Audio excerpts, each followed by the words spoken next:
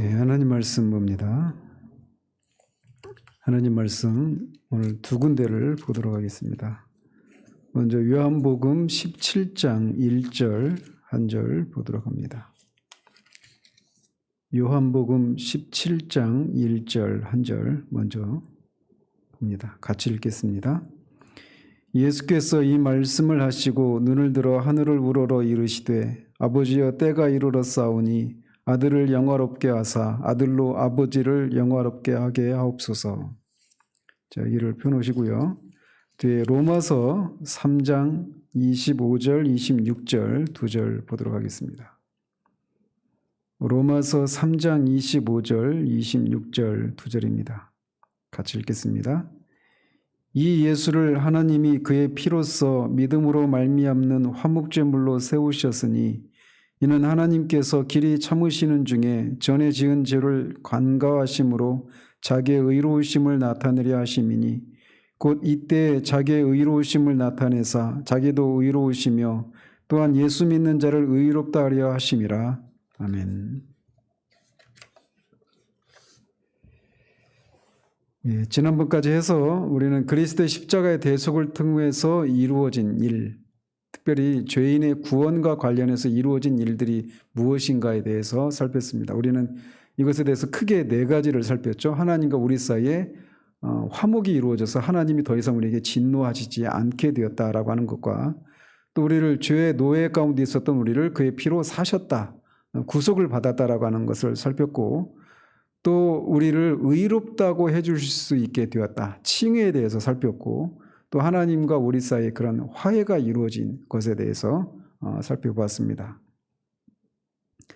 오늘부터는 그리스도의 십자가가 죄인의 이런 구원뿐만 아니라 그 일을 하신 하나님이 어떤 분이신가가 드러나는 그런 하나님의 계시라고 하는 이 측면에 대해서 살펴보도록 하겠습니다. 어떤 작가나 어떤 사람이든지 어떤 작품을 만들거나 어떤 일을 하게 되면 그 작품을 만든 사람이나 그 일을 한 사람이 어떤 사람인가가 그 작품이나 일을 통해서 드러나기 마련입니다. 화가라면 그 그림을 그린 사람이 그 그림을 통해서 그 사람이 가지고 있는 생각이 무엇인지, 그 사람의 성품이나 됨됨이나 이런 것들이 드러나기 마련입니다. 영화 제작자도 마찬가지고 연극도 마찬가지고 모든 작품들, 어떤 사건들은 그것을 행한 사람의 어떠함을 또 그 사람의 성품이나 그 사람의 어떤 가치관이나 이런 것들이 드러나기 마련인 것이죠. 마찬가지로 그리스도의 십자가도, 이 그리스도의 십자가 사건도 분명히 이렇게 죄인을 구원하기 위한 그런 사건이다라고 우리가 살폈는데 그런 의미만 있는 것이 아니라는 겁니다. 이게 그리스도의 십자가 사건은 그 일을 행하신 하나님이 어떤 분이신가가 이 사건을 통해서도 우리에게 나타내 준다라고 성경은 말해주고 있습니다. 즉 다른 말로 말하자면 하나님은 그의 아들의 죽으심을 통해서 당신 자신이 어떤 분이신가를 세상에 선언하시거나 또는 말씀하고 계시다, 이렇게 우리가 말을 할 수 있어요. 따라서 오늘부터 이제 그 내용을 우리가 살펴보려고 하는 겁니다. 하나님께서 그리스도의 십자가를 통해서 당신 자신이 어떤 분으로 나타내셨는가, 즉 하나님의 계시라고 하는 이 측면과 관련해서 우리가 살펴보려고 하는 겁니다. 그래서 오늘 첫 번째로, 오늘은 그 사건을 통해서 하나님은 자신의 영광과 공의로우심을 나타냈다라고 하는 이 사실에 대해서 살펴보도록 합니다. 요한복음에 의하면, 특별히 오늘 본문에 의하면 우리 주님은 자신의 십자가의 죽으심이 하나님 아버지를 영화롭게 하고 자신도 영화롭게 하는 그런 사건이라고 말씀하고 계십니다. 이것은 하나님의 영광에 대해서 우리가 통상적으로 가지고 있는 그런 개념과는 굉장히 이렇게 어울리지 않는 그런 장면 속에서 이것이 십자가가 자신을 영화롭게 하는 것이다, 이렇게 말씀하고 계십니다. 구약에서 보면 하나님의 영광 혹은 그분의 장엄함, 이거는 자연과 역사 속에서 드러났었습니다. 즉 피조된 우주 속에서와 구속받은 나라를 통해서 그분의 영광과 장엄함, 그분의 권능이 나타났어요.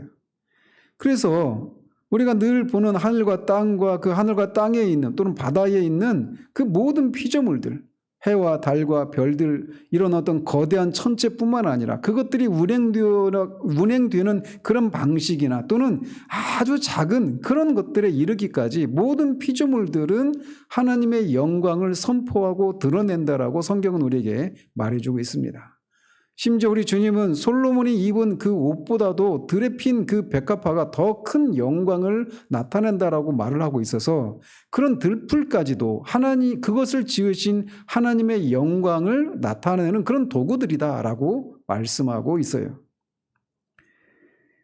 이렇게 어떤 자연 만물, 피조물들 속에서만 하나님의 영광과 권능이 나타나는 것이 아니라 또 그분이 하신 일, 특별히 이 구약의 이스라엘 백성들을 애굽의 노예 상태 가운데서 건져내시고 그들을 하나님의 나라를 삼으신 것, 또는 바벨론의 포로로 잡혀갔던 이스라엘을 다시금 그들의 고토로 돌아가게 하시는, 그래서 그들을 다시금 그 하나님의 백성으로 나라로 회복시키시는 이런 일들을 통해서도 하나님의 영광과 권능과 장엄하심이 드러나게 되었습니다. 그래서 이게 하나님의 영광이다, 하나님의 영광이 드러난다라고 할 때 우리가 이렇게 기본적으로 어떤 권능이 나타나고 굉장히 어떤 힘과 어떤 화려함과 어떤 지혜와 이런 것들이 나타나는 이런 모습 속에서 영광이 나타난다, 이렇게 인식을 하고 있단 말이죠.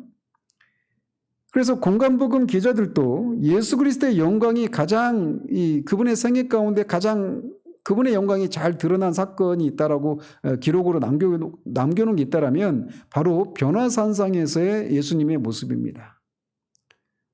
그분은 그 변화산상에서 세탁자가 더 이상 희귀할 수 없을 정도로 그렇게 그분이 입으신 것이 그분의 얼굴에 그런 광채가 나타났습니다.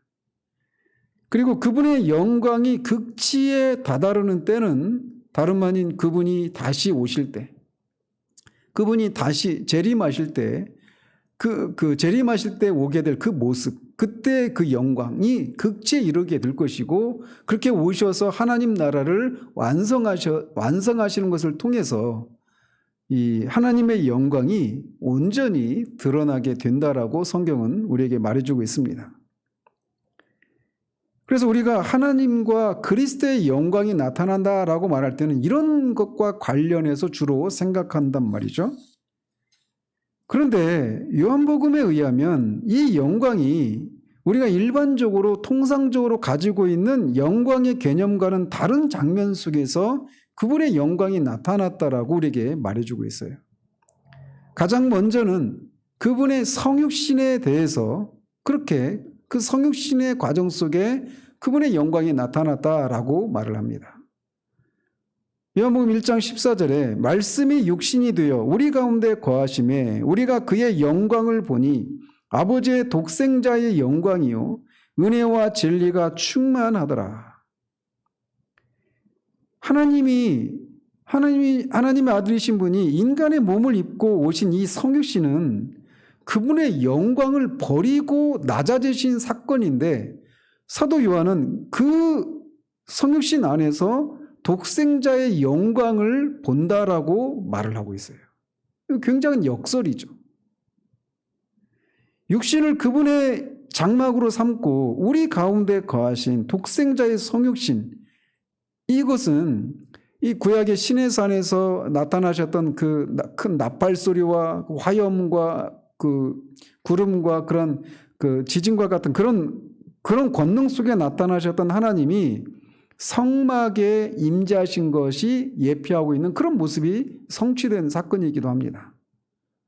어쨌든 이 구절에서 1장 그 14절에서 육신과 영광은 서로 대비되는 것이란 말이죠. 그런데 요한은 하나님이 이렇게 낮아지심으로 그분의 영광을 드러냈다라고 역설적으로 우리에게 말해주고 있어요. 이렇게 성육신에서 시작된 하나님의 아들의 낮아지심은 우리가 알다시피 십자가의 죽으심 속에서 그 절정을 이룹니다. 그런데 바로 이 낮아지심의 극치에서 그는 역설적이게도 높이 들려지시고 영광을 취하셨다라고 주님이 말씀하시고 요한이 또 그렇게 기록하고 있어요. 외견상으로 보면 가장 극한 수치였던 그 십자가가 실은 영광이었다, 이렇게 말하고 있단 말이죠. 요한에게 있어서는 순환은 또한 영화가 실제로 이루어지는 영역이라고 하는 그런 인식을 가지고 있었던 겁니다. 주님도 서로 다른 세 번의 경우에서 자신에게 임박한 그 죽음을 가리켜서 자신이 영화롭게 될 때가 되었다라고 말씀하셨습니다. 그 첫 번째 경우가 요한복음 12장에 나옵니다. 12장 20절에서 28절에 보면 이 헬라 사람 몇 명이 빌립에게 찾아와서 예수님을 뵐 수 있느냐라고 이렇게 물었을 때 주님이 이렇게 대답을 하십니다. 인자의 영광을 얻을 때가 되었다, 이렇게 말씀하십니다.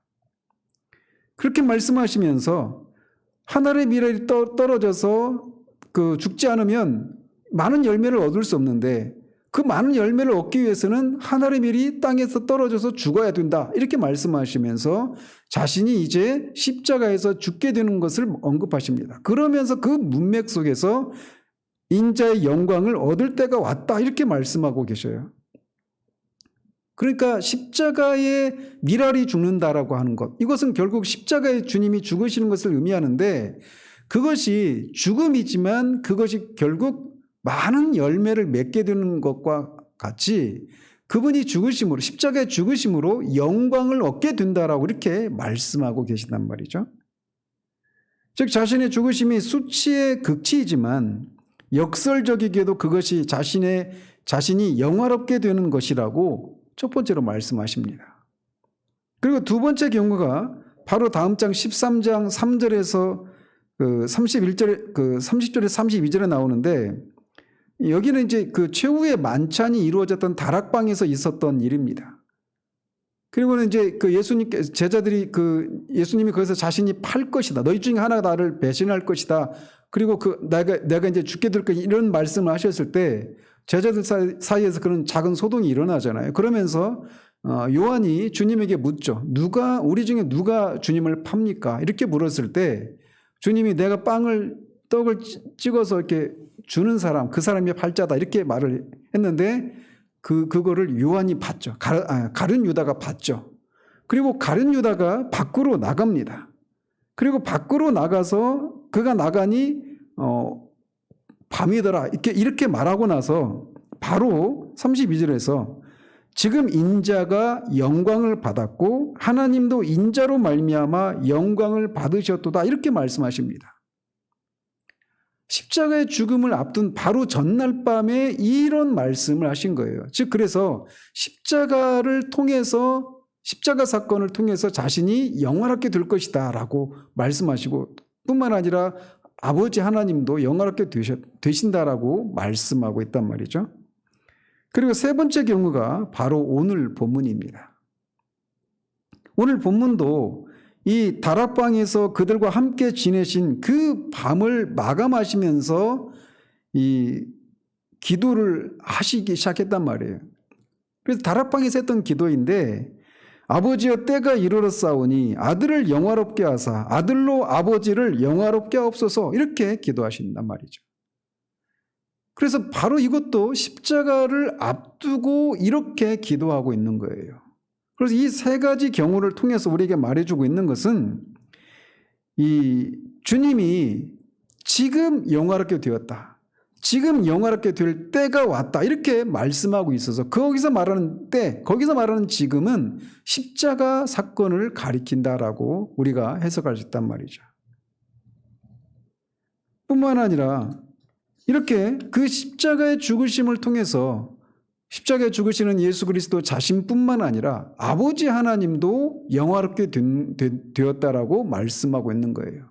그래서 십자가를 통해서 하나님이 무엇을 나타내셨는가? 그분의 영광을 나타냈다, 이렇게 말을 하고 있는 겁니다. 그래서 칼빈은 요한복음 13장 31절과 17장 1절을 해석하면서 이렇게 해석을 합니다. 왜냐하면 마치 장엄한 극장에서처럼 그리스도의 십자가 속에서 비견할 수 없는 하나님의 선하심이 온 세상 앞에 드러났기 때문이다. 물론 하나님의 영광은 높고 낮은 모든 피조물들 속에서 빛나지만 십자가 속에서 빛난 것보다 더 찬란하게 빛났던 적은 없다. 이렇게 앞에서도 말씀드린 것처럼 구약에서는 하나님의 영광이 피조물들 속에서 역사의 그런 역사 속에서 나타났다 이렇게 말하는데 그것을 통해서도 하나님의 영광이 나타났지만 십자가 속에서 나타난 영광에 비하면 그것은 비교할 수가 없다 이렇게 말을 하고 있는 거예요. 또 이어서 17장 1절을 이렇게 해석을 합니다. 만약 누군가가 그리스도의 죽음보다도 더 영광스럽지 못한 것은 있을 수 없다고 반론을 제기한다면 나는 그 죽음 속에서 우리는 불경건한 자에게는 감추어진 무한한 영광을 본다고 대답하겠다 이렇게 말을 합니다. 불경건한 자들, 믿지 않는 자들 속에는 십자가의 죽으심이 영광은커녕 가장 수치스러운 것으로 보일 뿐이지만 자신은 그런 사람들에게 십자가 속에서 오히려 무한한 영광을 자신은 본다 이렇게 말을 하고 있단 말이죠. 그래서 십자가 속에서 첫 번째로 나타나고 있는 것은 하나님의 영광이 나타나고 있다, 계시되고 있다 이렇게 말하고 있단 말이죠. 그런데 사도 요한만 십자가에서 하나님께서 자신을 계시하셨다라고 말하고 있지 않습니다. 바울도 같은 것을 말하고 있습니다. 어쩌면 바울이 더 많이 얘기하고 있죠. 요한에게 있어서 이 하나님의 십자가가 하나님의 영광이 나타나는 것이다 이렇게 요한은 이해했다라면 바울에게 있어서는 십자가는 하나님의 공의와 사랑이라고 하는 하나님의 성품을 증거하고 주장하는 것으로 이해했습니다. 우리가 흔히 십자가에서 계시된 하나님의 성품이라고 말을 하면 바로 이것을 언급하죠. 하나님의 공의와 하나님의 사랑이 십자가에서 나타났다 이렇게 말하고 있어요. 그래서 하나님은 공의로우신 분이시고 하나님은 사랑의 하나님이시다. 그걸 어떻게 할 수 있느냐? 십자가를 보라 이렇게 말한단 말이죠.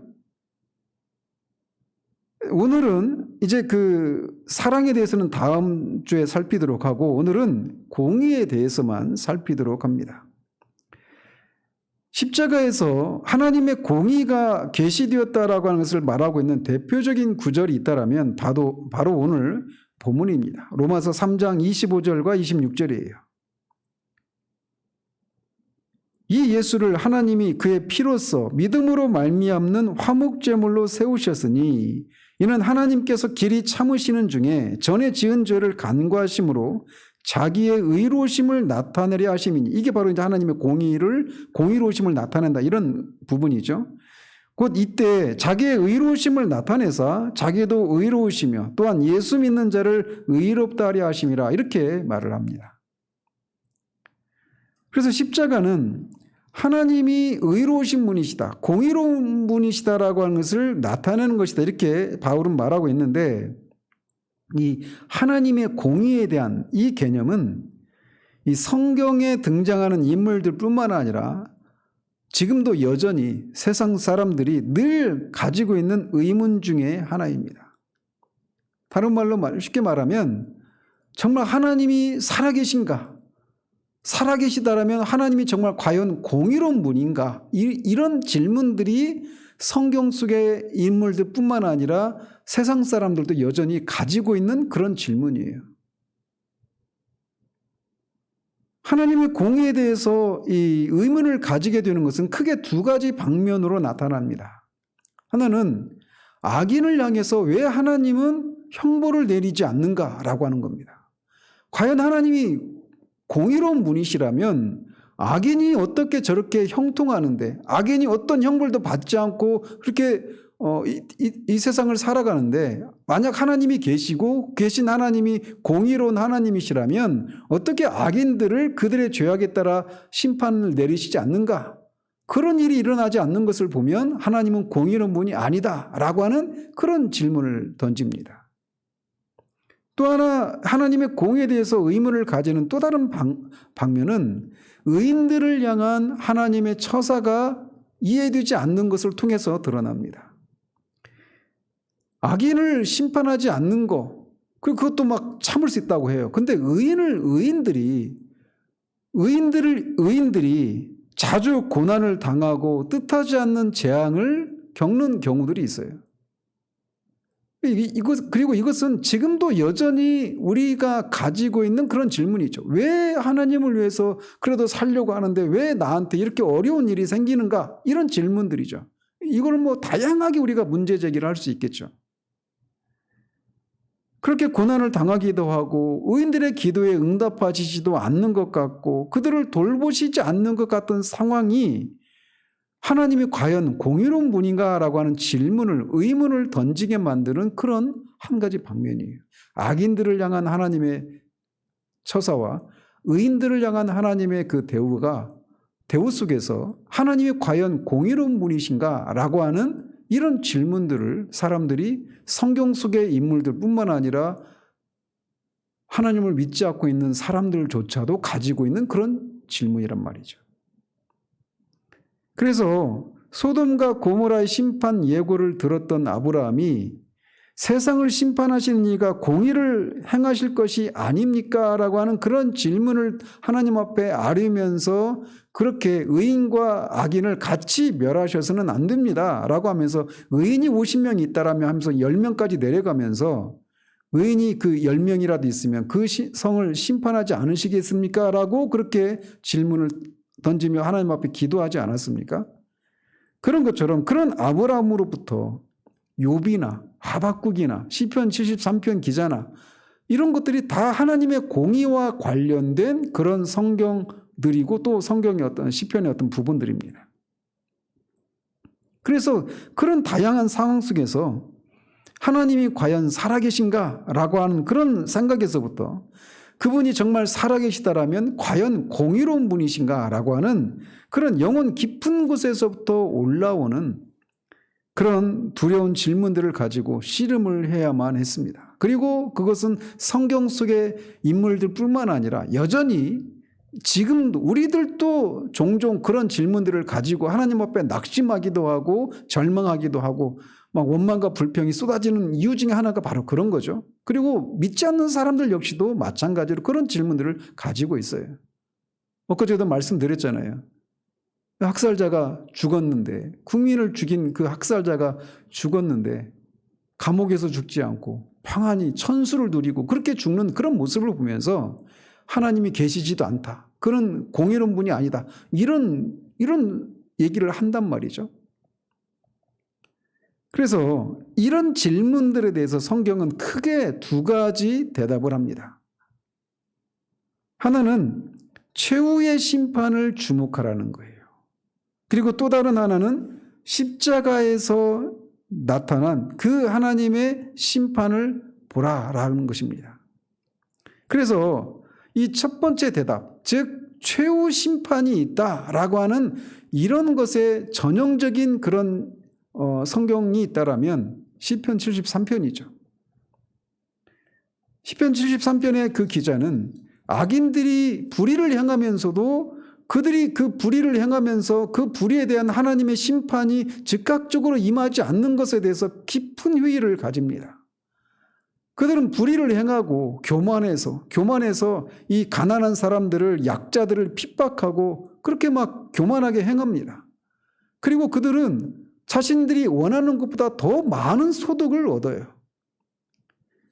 그리고 그렇게 삶을 살면서 그렇게 그들의 그 불의를 행하는 그런 삶에 어울리지 않게 그렇게 평탄한 삶을 살고 부유한 삶을 살고 그냥 안하무인의 그런 삶을 그렇게 살던 사람들이 죽을 때라도 좀 고통스럽게 죽거나 좀 어떤 불의의 사고로 정말 막 어떤 그 사람들에게 덕이 되지 않는 그런 끔찍한 방식으로 죽으면 또 어느 정도 위로가 될 텐데 그러기는커녕 죽을 때조차도 평안히 죽는 그런 모습을 보면서 시편 기자가 완전히 그냥 깊은 시리에 빠져서 낙심해서 완전히 실족할 뻔했다라고 고백하지 않습니까?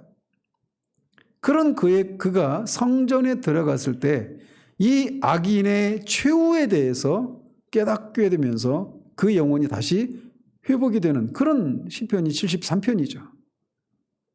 거기서 말하고 있는 것, 악인이 그렇게 평안히 그들이 사는 동안 평안히 살다가 그들의 불의에 대해서 하나님이 심판을 내리시지 않고 죽을 때도 편하게 죽는 그런 모습을 통해서 하나님이 그냥 그들의 죄를 그냥 간과하시는 것처럼 보이지만 그게 아니라는 겁니다. 그게 끝이 아니라는 거예요. 최후 심판이 있다라는 겁니다. 그래서 그들이 하나님의 그 최후 심판대 앞에 서서 영원한 멸망을 당하게 될 것이라고 하는 이 최후 심판에 대한 그 깨달음을 인해서 시인의 안에 있었던 그런 모든 회의와 불신 이런 것들이 다 해소가 되죠. 이렇게 성경은 하나님이 과연 공의로우신 분이신가라고 하는 이것에 대한 질문에 대해서 첫 번째로 제시하는 답이 최후 심판이 있다라고 하는 것을 말하면서 그것을 주목하라고 얘기하고 있어요. 그래서 이런 사상은 신약에서도 계속 이어집니다. 그래서 아테네를 방문했던 사도 바울이 우상 숭배를 하던 아테네 사람들에게 하나님께서 우상 숭배 죄에 대해서 간과하신 것은 오직 정하신 사람으로 하여금, 즉 예수 그리스도를 가리키죠. 공의로 심판할 날을 작정하셨기 때문이다. 이렇게 말하고 있습니다. 이게 바로 예수님이 재림하실 때 있게 될 최후 심판을 말하는 것입니다. 베드로 사도도 똑같이 베드로서 3장 이하에서 그거를 말하고 있습니다.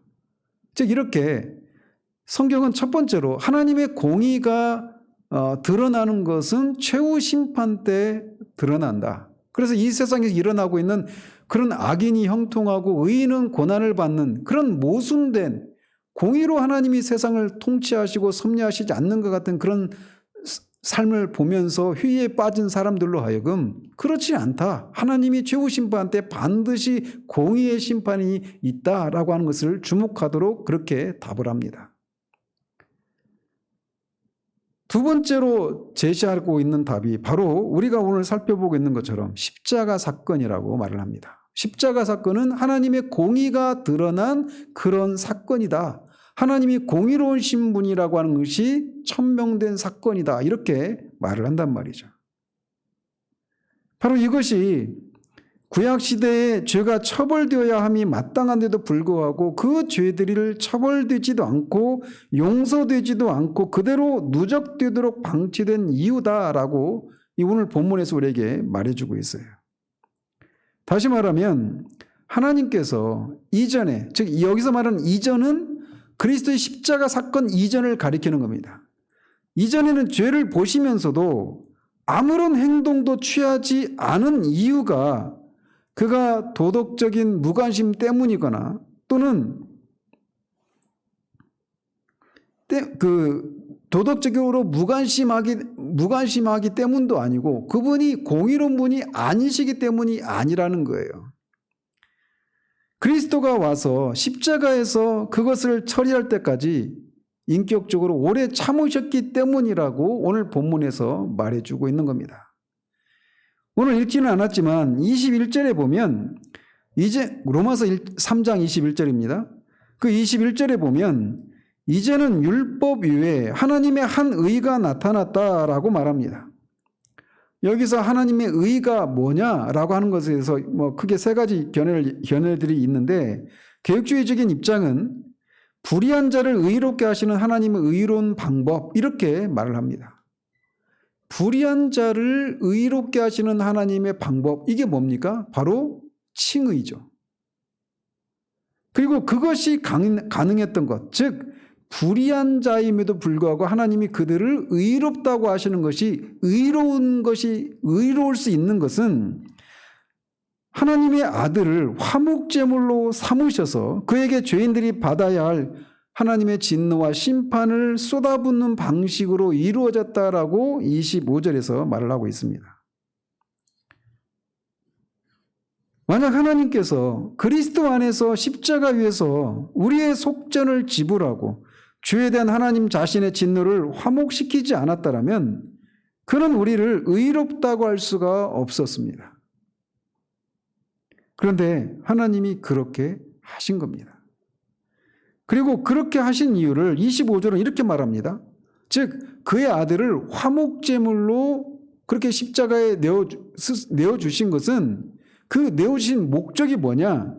자기의 의로움을 나타내려 함이라 이렇게 25절에서 말합니다.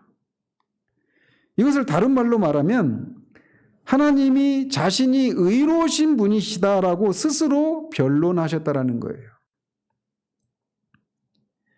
즉 하나님의 의로우심을 나타내는 것이 그리스도의 십자가의 죽으심의 목적이다. 이렇게 바울은 말하고 있는 겁니다. 우리를 구원하시기 위해서 십자가에서 죽으셨다. 이렇게도 말할 수 있는데 하나님의 입장에서 보면 하나님이 의로운 분이라고 하는 것을 나타내기 위한 것이 또 십자가다. 이렇게 말을 하고 있는 거예요. 그래서 이것이 너무 중요하기 때문에 사도는 하나님께서 길이 참으시는 중에 전에 지은 죄를 간과하심으로 십자가에서 자신의 의를 나타내셨다. 이렇게 말을 합니다. 또 26절에서도 곧 이때 자기의 의로우심을 나타내사 자기도 의로우시며 또한 예수 믿는 자를 의롭다 하려고 십자가에서 그의 의를 나타냈다. 이렇게 25절, 26절에서 이렇게 말을 하고 있는 겁니다. 자, 이 내용, 이 25절과 26절이 말하고 있는 게 뭐냐면 하나님이 그 전에 지은 그 죄를 간과하셨다라는 거예요. 즉 죄를 지었는데 그 죄에 대해서 하나님이 공의로우신 분이면 공의 심판을 내리셔야 되잖아요. 근데 그거를 보시면서도 그냥 못 본 척 그냥 지나갔다라는 겁니다. 그런 일이 일어나니까 시편 73편 기자처럼 악인이 그렇게 불의를 행하는데 하나님을 경외하지 않고 하나님을 무시하고 그렇게 그 공의를 행하지 않고 그렇게 불의를 행하는데 하나님이 그를 그 죄에 따라서 형벌을 내리시지 않는 이런 모습을 이렇게 하셨단 말이에요. 그러니까 그런 모습을 보니까 사람들이 아니 하나님이 어떻게 공의로우신 하나님이라며 어떻게 죄인들을 처벌하시지 않지? 이런 질문을 가질 수밖에 없었단 말이에요. 그래서 사람들로 하여금 하나님은 과연 공의로운 하나님이신가? 라고 하는 이런 질문을 가지게 됐단 말이죠. 예를 들면 구약의 인물들 여러 명이 있지만 모세 같은 경우는 어떻습니까? 모세가 살인자였지 않습니까? 그런데 살인을 했으면 모세가 그 살인죄에 해당하는 벌을 받아야 되잖아요. 모세는 용서를 받았습니까? 살인죄에 대해서 어떻게 용서를 받을 수 있죠, 모세가? 마찬가지로 다윗도 마찬가지예요. 다윗은 살인교사의 죄를 지었죠. 또 간음을 행하기도 했습니다. 그럼 모세나 다윗 같은 그 두 인물뿐만 아니라 성경에 나오는 그 예수 그리스도의 십자가 사건 이전에 있었던 그런 사람들, 특별히 악인들은 차치하고 악인들뿐만 아니라 구원받았다고 우리가 믿고 있는 구약의 성도들이 죄를 지었단 말이에요. 그 죄를 지었으면 그 죄에 대해서 하나님이 반드시 공의 심판을 내리셔야 되는데 그 심판을 내리시지 않았단 말이에요. 이거를 전에 지은 그 죄를 간과하셨다라고 하는 말이 바로 그거예요. 왜 하나님은 그들에게 즉각적인 심판을 행하시지 않으셨습니까? 하나님도 진영 논리에 빠져서 내 백성이니까 그들의 죄를 그냥 내가 퉁치고 용서해 주마 이렇게 하신다라면 하나님은 공의로운 하나님이 안 되게 되잖아요. 그죠? 따라서 하나님께서 과거의 죄인들을 그들의 죄에 따라서 심판하시지 않는 것에 대해서 하나님을 변호하는, 이걸 이제 변실론 이렇게 말을 합니다. 또는 신정론 이렇게 말을 하죠. 이런 변신, 하나님을 변호하는 것이 필요했단 말이에요. 즉 하나님이 과거에 그 사람들이 지었던 죄를 간과하셨음에도 불구하고 그것이 하나님이 공의로운 하나님이 아니라고 하는 것을 말해주는 것이 아니라 하나님이 여전히 공의롭다라고 하는 것을 하나님이 증명하실 또는 변호하실 그런 필요가 생겨났단 말이에요. 비록 하나님께서 스스로 그렇게 오래 참으심으로 그 죄인들을 향한 심판을 연기하실 수는 있었지만 그 인간의 죄가 무한히 누적되도록 그 심판을 계속 연기하실 수는 없습니다. 또 과거의 죄인들의 죄에 대해서 심판하시지 않은 것을, 하나님이 그 심판을 하시지 않은 것을 기억하는 사람이 없기 때문에 다 사라지고, 하나님이 그 죄에 대해서 심판하지 않았다라고 하는 것을 그 지켜봤던 사람들은 이미 다 죽고 없었기 때문에 하나님이 그냥 그 사람들이 없으니, 그렇게 하나님이 죄를 지었는데 그 죄를 지은 사람을 하나님이 공의로 심판을 하는 것을, 하지 않는 것을 지켜본 사람이 죽으면 그거에 대해서 하나님께 어떤 문제 제기를 할 수 있는 사람은 없잖아요. 그런데 문제는 사탄이 있어요. 사탄은 끊임없이 하나님을 향해서, 아니 그렇게 죄를 지었던 모세를 향해서 다윗을, 하나님이 공의로운 하나님이시면 반드시 그 죄에 대해서 심판을 내리셔야 되는데, 그들이 그 심판을 받아서 죽든지 또 지옥에 가야 되는데 그들이 지금 하나님의 나라에 가 있지 않습니까? 이건 하나님이 공의로운 하나님이 아니라고 하는 것을 말해주는 게 아닙니까? 라고 하는 사탄의 공격을 하나님이 받으셔야만 하는 거예요. 뿐만 아니라 그런 사탄의 공격을 차치하고더라도 하나님이 불의에 대해서, 죄에 대해서 공의의 심판을 내리지 않는 것은 하나님 자신에게도 불이하게 되는 것입니다. 그건 하나님의 성품에도 어긋나는 거예요. 그렇기 때문에 하나님은 반드시 죄에 대해서 심판을 행하셔야만 한단 말이죠. 만약에 하나님이 죄에 대해서 그냥 간과하고 눈 감아져 버린다면 하나님은 더 이상 하나님이 아니시게 됩니다. 뿐만 아니라 하나님의 형상으로 지음받은 우리도 역시 온전한 인간이 될 수가 없게 돼요. 그리고 이 세상은 존재할 수가 없죠. 공의로 심판을 내리시는 하나님이 계시지 않다라면 이 세상은 존재할 수가 없습니다. 한 나라도 마찬가지. 한 나라도 공의에 입각해서 통치가 이루어지지 않는다라면 그 나라는 온전히 설 수가 없어요. 힘 있는 사람이 수단 방법을 가리지 않고 자신의 이익을 추구하는 그런 무법한 세상이 된다면 세상은, 이 한 나라는 존재할 수가 없죠. 그것의 총합인 세상도 존재할 수가 없게 될 것입니다. 그래서 3장 25절과 26절에서 말하고 있는 게 그거예요. 하나님이 예수 그리스도를, 자신의 아들을 화목제물로 내어주시기 이전까지 하나님이 죄에 대해서 간과하셨어요. 근데 그 간과하신 것에 대해서 말씀드린 것처럼 사람들이 하나님이 과연 공의로운 하나님이신가? 라고 하는 그런 생각에 대해서 하나님이 스스로 자신이 공의로운 하나님이라고 하는 것을 변호하실 그런 필요가 대두되었던 겁니다. 그런데 이제는 그리스도 안에서 그들을 정죄하심으로 하나님은 공의로 그들을 형벌하신 것입니다. 왜 모세의 죄를, 모세가 주님 오시기 전에 한 1400여 년 전의 사람인데 그의 그 살인죄에 대해서 하나님이 심판을 내리시지 않았단 말이에요. 근데 심판을 내리시지 않았으면 하나님이 공의로운 분이 아니시게 되는데, 그런 하나님이 예수님 안에서 모세가 받아야 될 그 죄를 예수님이 그렇게 형벌을 받으셨다는 겁니다. 그래서 그걸 통해서 하나님이 지나간 시절에 그 죄를 간과하신 하나님이 불의한 하나님이 아니라 여전히 공의로운 하나님이다라고 하는 것을 십자가에서 아들에게 그 형벌을, 공의의 형벌을 대신 받게 하신 것을 통해 드러냈다, 이렇게 말을 하고 있는 거예요. 뿐만 아니라 그 일을 공개적으로 하셨습니다. 그 이유는 자신이 의롭기 위함일 뿐만 아니라 의롭게 보이기 위함이었던 것이기도 합니다.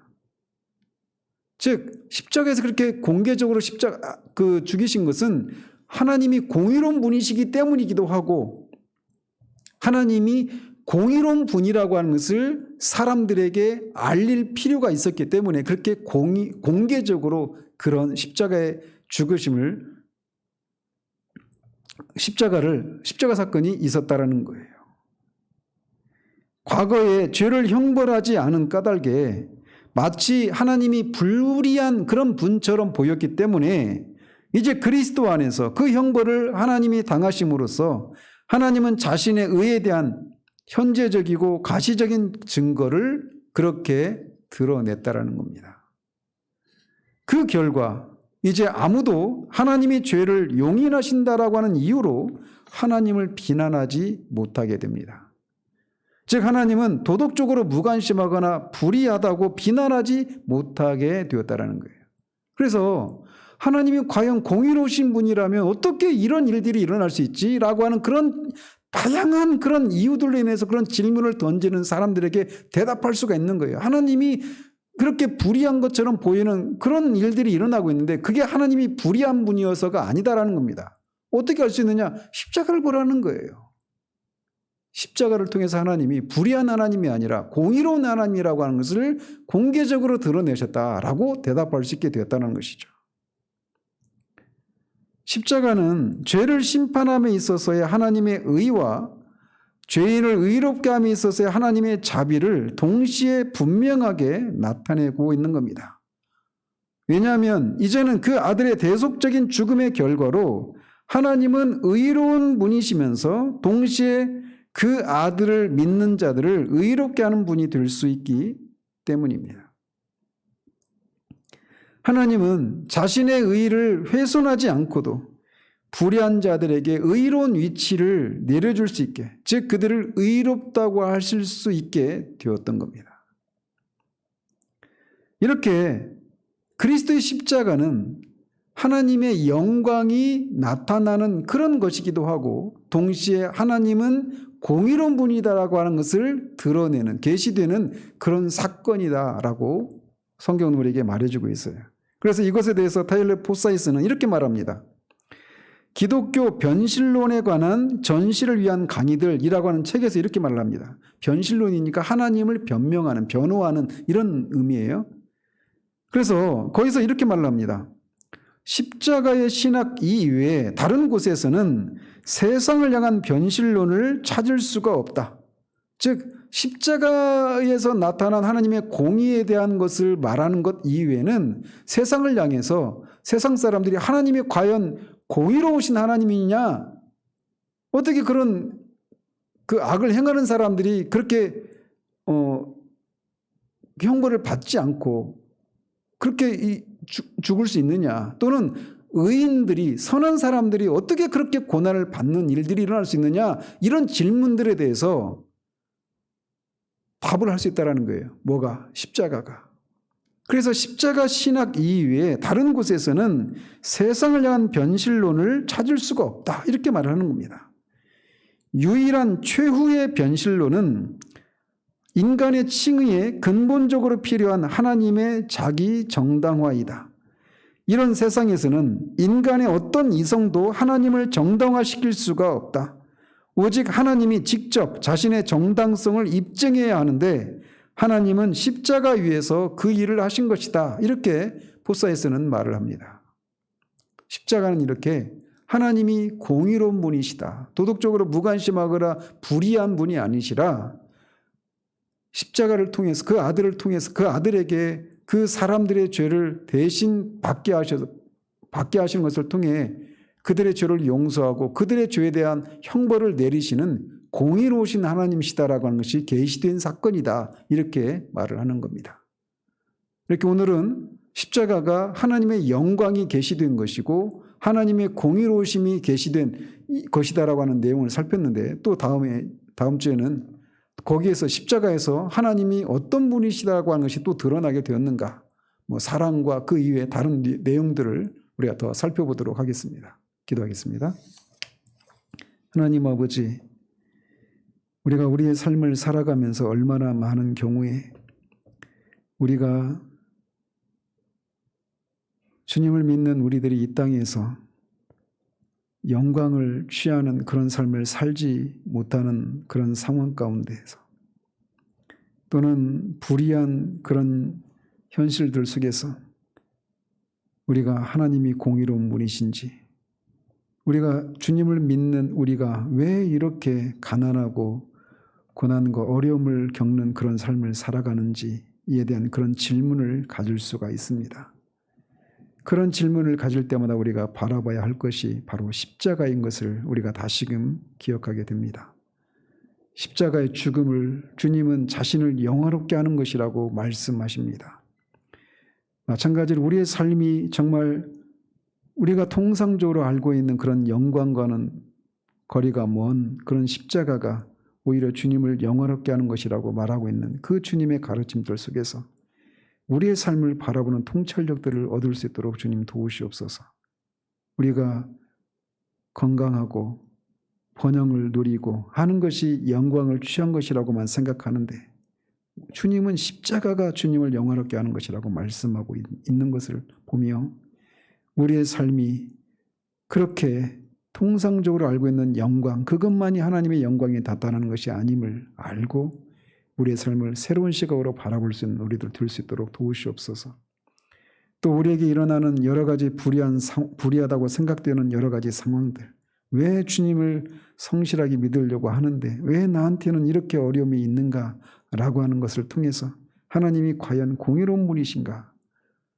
라고 하는 이런 질문들이 우리 가운데 떠오를 때마다 그리고 그것을 통해서 우리를 낙심케 하고 침체에 이르게 하는 사탄의 공격이 우리 가운데 있을 때마다 우리가 다시금 십자가를 바라볼 수 있도록 주님 도와주시옵소서. 십자가는 결코 하나님이 도덕적으로 무관심하거나 불의한 분이 아니시라고 하는 것을 공개적으로 천명된 사건임을 우리가 기억하고 우리가 믿음으로 지금은 우리가 이성적으로 우리가 겪고 있는 상황이 과연 공의로운 상황인가라고 하는 그런 생각을 가질 수 없는 때라도 믿음으로 십자가를 바라봄으로 믿음으로 그때를 인내할 수 있는 우리들 될 수 있도록 도우시기를 원합니다. 예수 그리스도 이름으로 기도합니다. 아멘.